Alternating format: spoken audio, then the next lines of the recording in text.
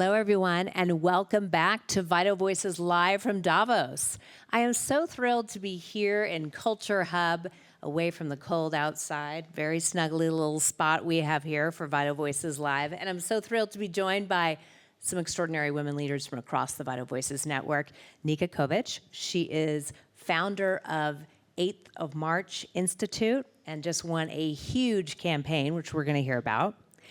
Alyse de Silva is the founder of the Red Dot Foundation and Safecity. And we're going to talk a lot to her about tech because AI is the big focus this year of Davos and the World Economic Forum. So I want to just start, and maybe Alyse, I'll start with you, because of course there are so many challenges that are being talked about here in Davos. But I know that for both of you, these are very personal issues. It's about safety, it's about human rights, and it's obviously about the rollback that we have seen around the world of the advancement of women.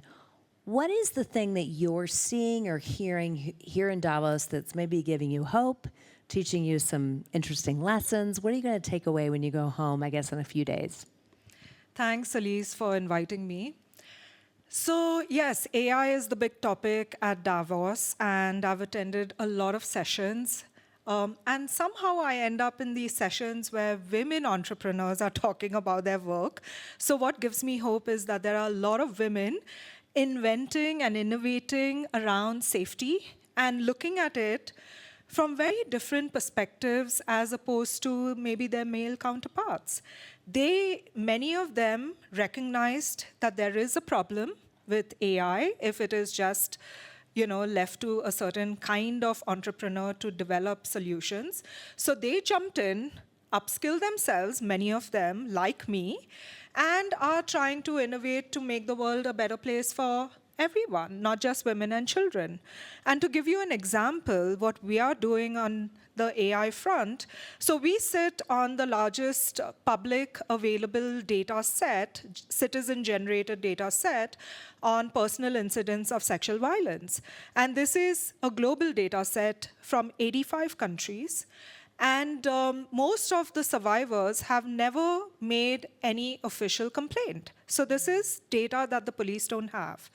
Now, we are using AI to help us look at these patterns and trends beyond what is obvious. So not just looking at location and time of day and day of week patterns and trends of violence, but looking at what are some of the other correlations. Maybe seasonality. In winter, does it increase? In summer, for example, last year, the year before last, Delhi had temperatures of 50 degrees Celsius. Did it change the patterns of violence in public spaces? And then using AI, not only to help us look at these patterns and trends in a more nuanced way, but how can we have resources, help resources, legal resources, push to survivors before they can even ask for it?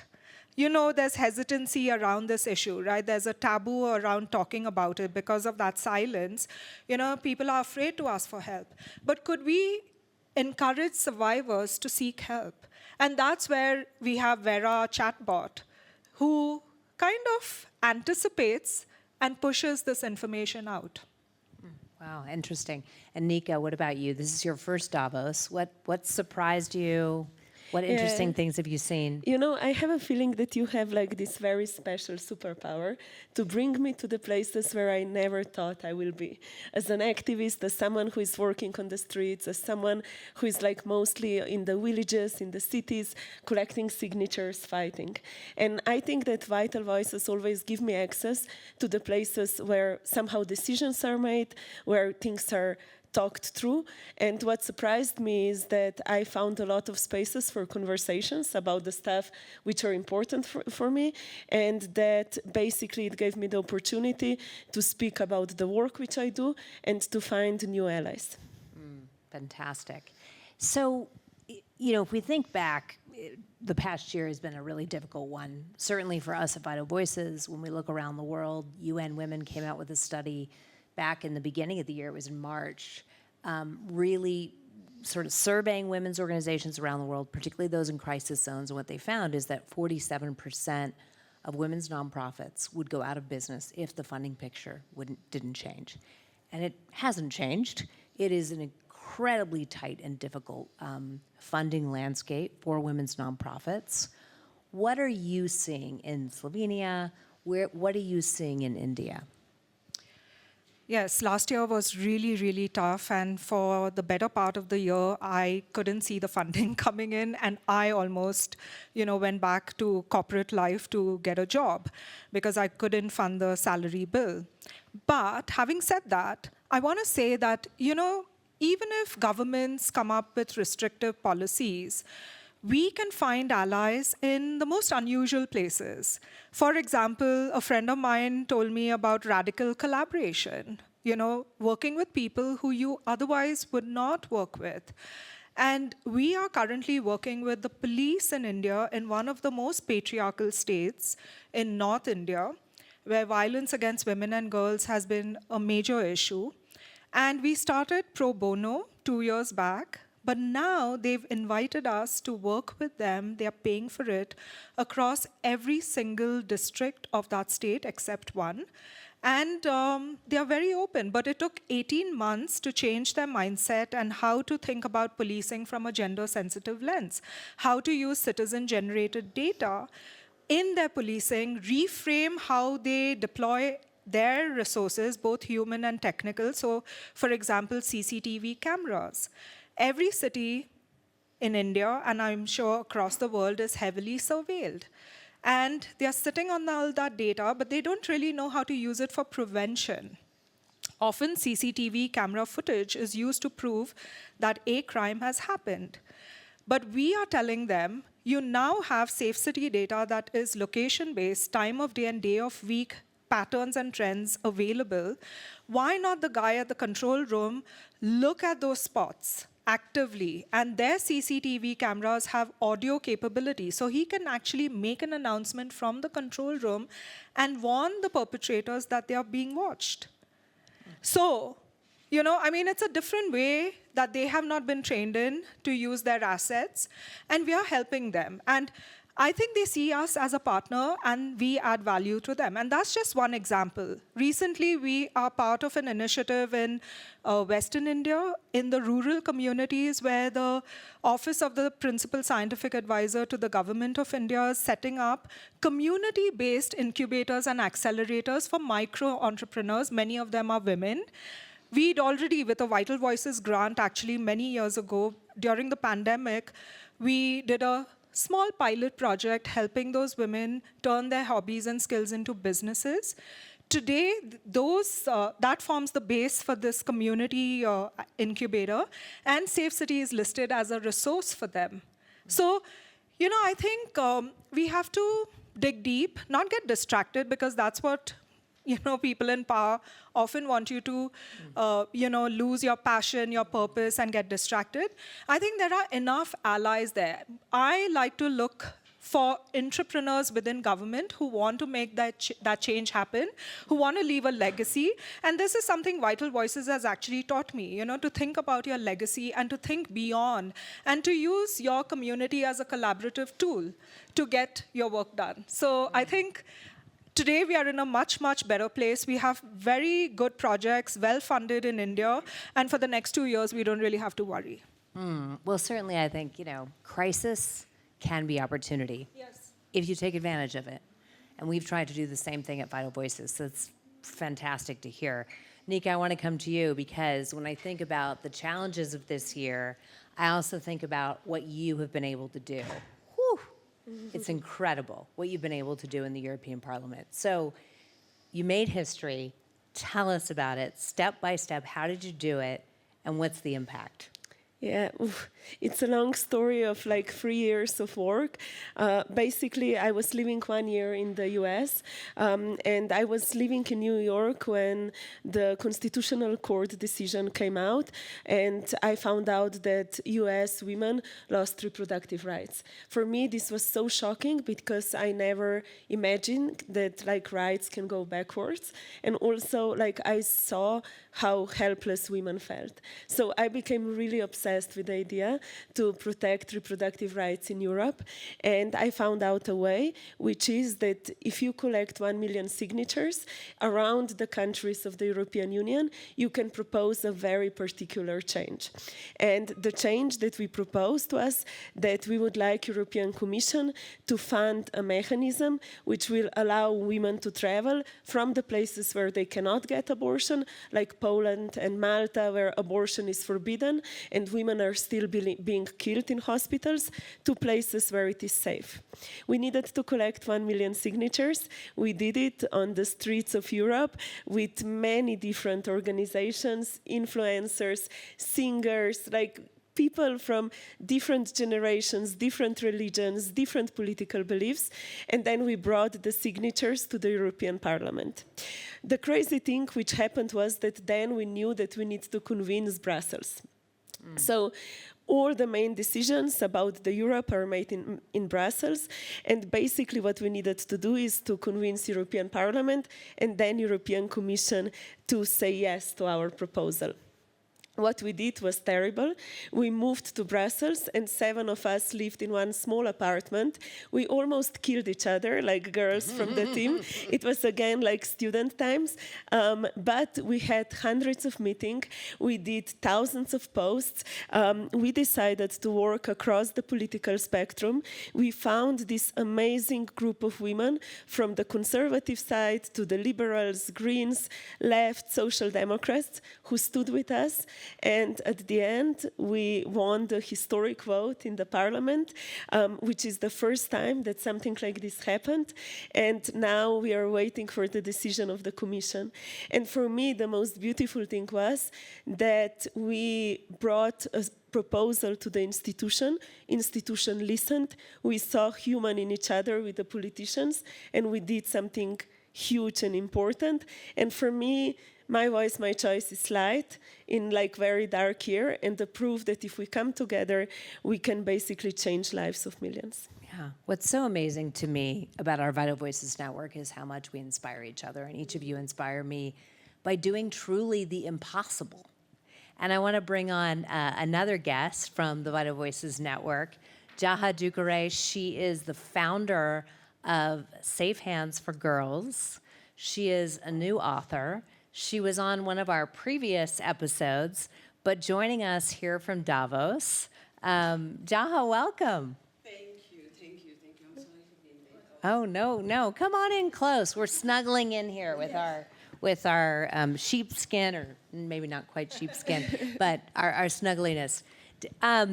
We've been talking a little bit about this year. I mean, it's been a really, really hard year for a number of us, but there are sort of those glimmers of light. And this was a huge, bright, like sun of light, which is incredible. But talk about how the year has been for you in the Gambia. And I know you've been working on human rights for really your entire life, and throughout Africa. And were instrumental in passing a law a number of years back to end the practice of female genital mutilation or cutting. That is now under attack, as I know. Yes, absolutely. As you know, more than a year ago, there was a number of conservative men, religious leaders that came out and, claimed that the law that we pushed for was against their religious and cultural beliefs. And as a result of that, they tried to, repeal the law through the National Assembly and Parliament, and they didn't succeed. And now they've taken their case to the Supreme Court, which shows how bold they are becoming. And it's everywhere. It's not just in the Gambia. We see this happening, progress that has been made for the last 20, 30 years is being rolled back in every way. Yeah. How do we, and I want to come to both of you on this, how do we not play by the old playbook? What I know about you, certainly, you've reinvented a playbook. Not sort of fighting fist to fist, but it's a very sort of jujitsu approach. Can you talk about that? And also, I think any advice that you'd want to offer to Jaha as she faces this huge challenge ahead. I think that we will lose so much fights. And I think that victory is never like just like here, that we can touch it. So what we always say in the team when we lose is that this is just a step in our journey and that we will continue to fight until the final victory. This sometimes takes 4 or 5 years, but like the main principle that I believe in is stubbornness and also finding new and new ways. So I think that when everything goes wrong, you need to step back and think what is more that I can do and do not accept that they stopped you forever. And I think this is the main secret that I learned. And I think this is how we always, at the end, win. Yeah.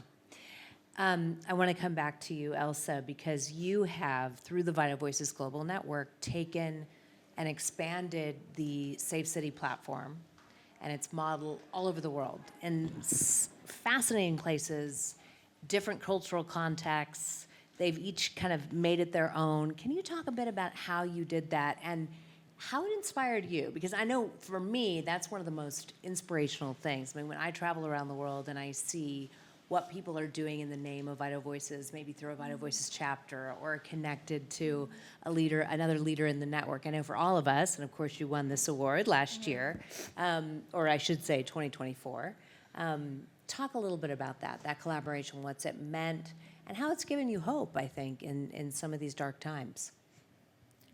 I want to tie it to the previous question as well, because when I started on this journey about 13 years ago, I had no clue what I was doing. I just wanted to do what was right.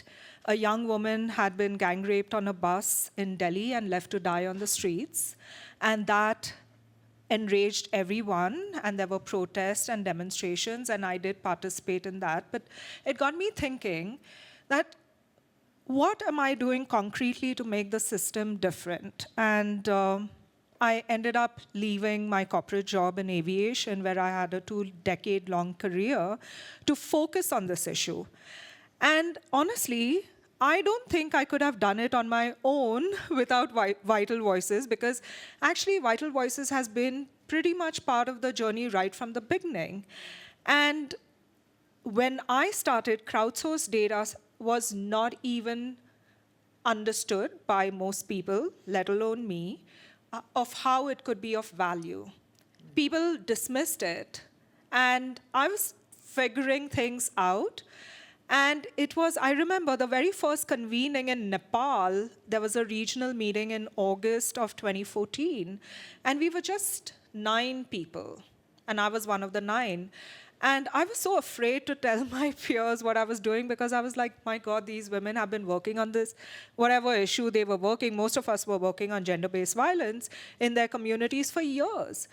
But when I made the presentation and I finished, immediately everybody wanted to support me. Everybody asked if they could use the app in their communities.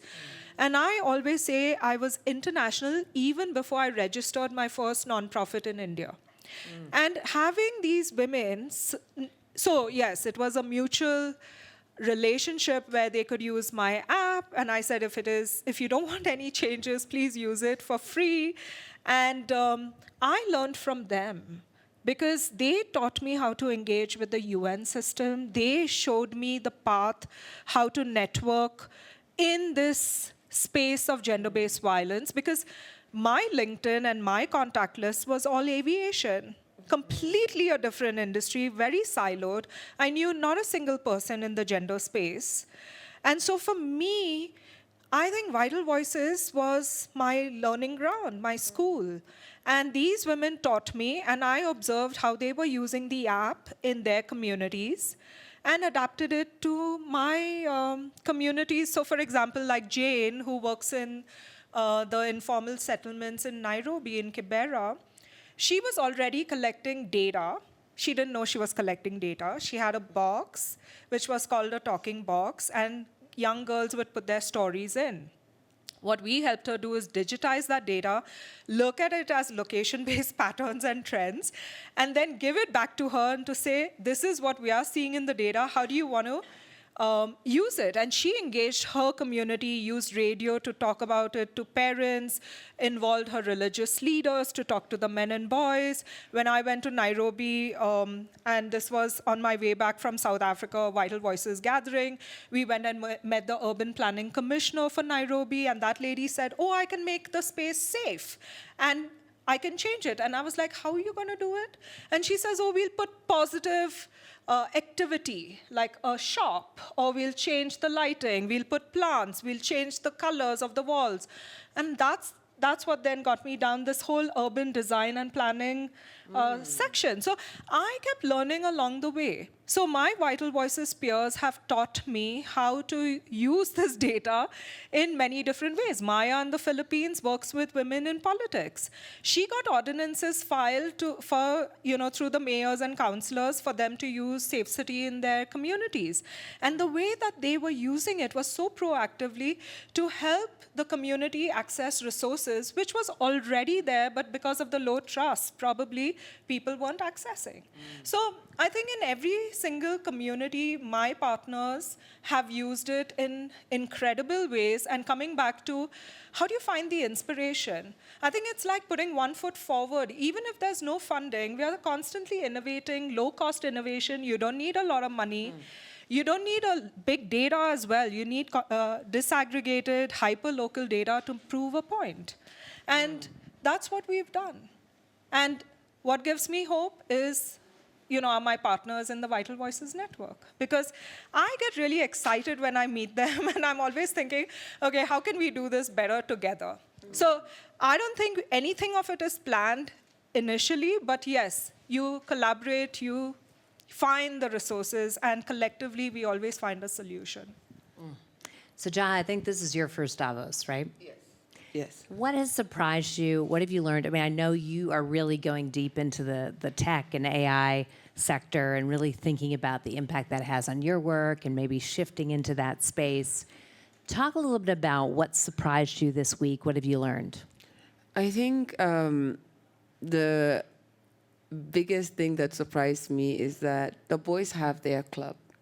And, us women, we also need to find our own spaces and ensure that it's not just tokenized. And, when people talk about women leadership or gender parity, I think coming to my first Davos, I understand how powerful this place can be. And I also understand why it's necessary for people like us to be in these spaces. And even when it comes to the AI space and the tech space, I think what a lot of businesses still fail to understand is we have the recipe for what they don't. Because I understand communities in Africa. I understand grassroots mobilization. I look at the financial industry, for instance. People talk about there's about 400 million people that are unbanked in Africa, and they don't have access to any financial tools. But when it comes to reaching them, a lot of times, because they're so hard to reach, they don't think it's going to be profitable. But when you have someone like me who has spent more than 15 years working with these communities on some of the most difficult issues, I know their mindset. I know how to talk to them. I know how to convince them. And a lot of times is companies like that, finding those partnerships with people like us. And I think it's important that women like me that have faced violence in our lives and have dedicated our lives, money and resources are also needed, especially for institutions like Vital Voices, Alyse. You see the fight that all, women's rights movement we're going through right now. And if we don't have champions that can continue funding our movement, we are going to die. And, I think the world is trying to silence us. The world is trying to just take us out. But we have to keep showing up, and we have to find creative ways of sustaining our movements and keeping them alive. And that includes, us not being boxed. I think for me, it was important that my legacy was not just about the work that I was doing on FGM and child marriage.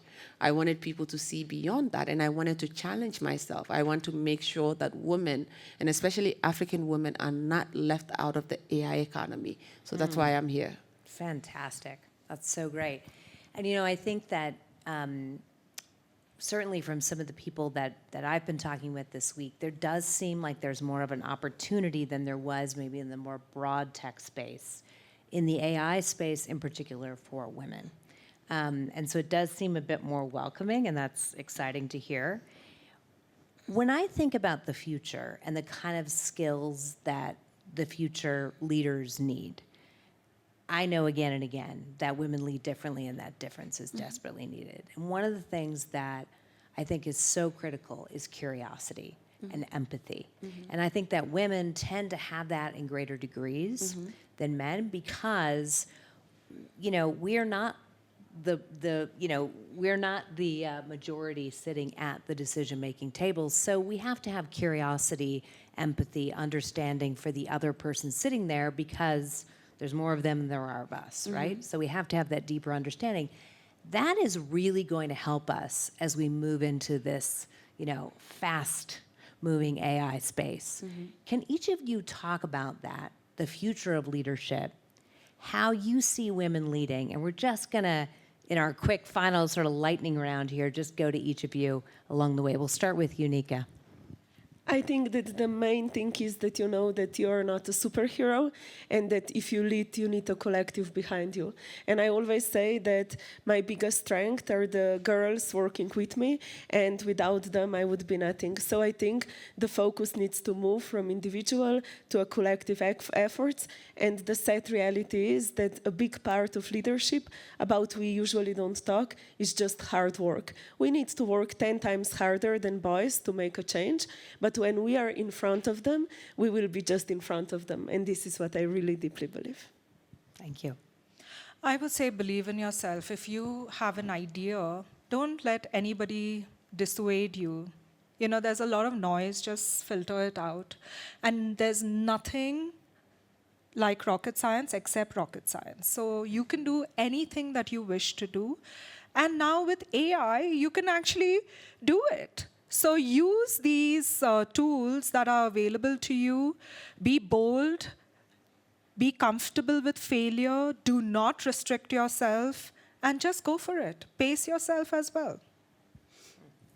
I think leadership in the past rewarded speed and all of the things that AI is doing better than humans. I think right now, leadership in the future requires the things that you mentioned that women naturally carry, whether that's pattern recognition and using AI with discernment and the empathy that we naturally have, and data as well. Everyone keeps talking about AI. Like women, we have spent so much time carrying the burdens of society.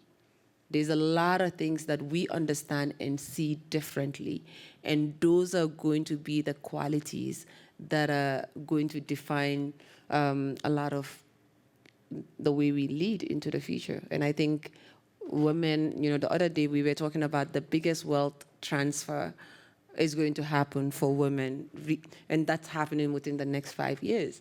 So which means that we have a lot of women, millennials and Gen Zs that are going to be inheriting a lot of wealth. And we need to ensure that when that happens, it's going to causes that matter. Yeah, absolutely. Well, this has been fantastic. I've loved connecting with you. I've loved spending time with you here in Davos. Thank you for taking time away from all the other many activities pulling on you. This has been Vital Voices live from Davos. I'm Alyse Nelson. Thank you so much for being with us.